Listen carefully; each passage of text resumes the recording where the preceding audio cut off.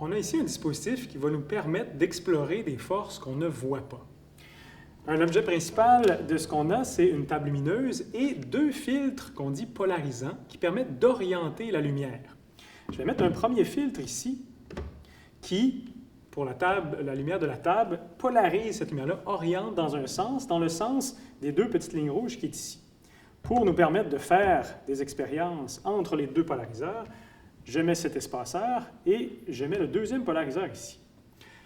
Les polariseurs ont cette propriété de laisser passer la lumière si les deux filtres sont orientés dans la même direction, comme on le voit ici. La magie des polariseurs s'exerce lorsqu'on tourne les polariseurs l'un par rapport à l'autre. On voit apparaître l'effet de filtration. Et on peut, lorsque les deux filtres sont à 90 degrés, à angle droit, couper complètement la lumière.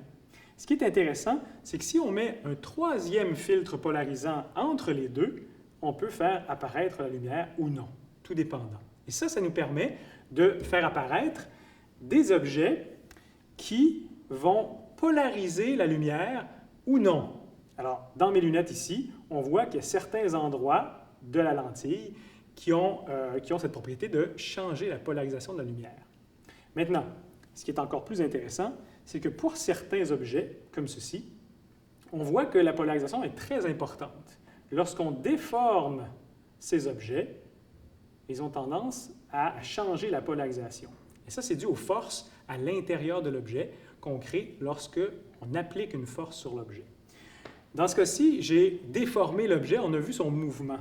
Mais parfois, même dans des objets comme ceci transparents, lorsqu'on applique une contrainte, une force qui ne génère aucun mouvement dans l'objet en question, on voit quand même apparaître un changement de polarisation de la lumière. C'est ce qui nous permet de dire que des forces sont à l'œuvre à l'intérieur, même si on ne voit pas de déformation ni de mouvement. Comme quoi, les forces sont à l'œuvre partout, tout le temps.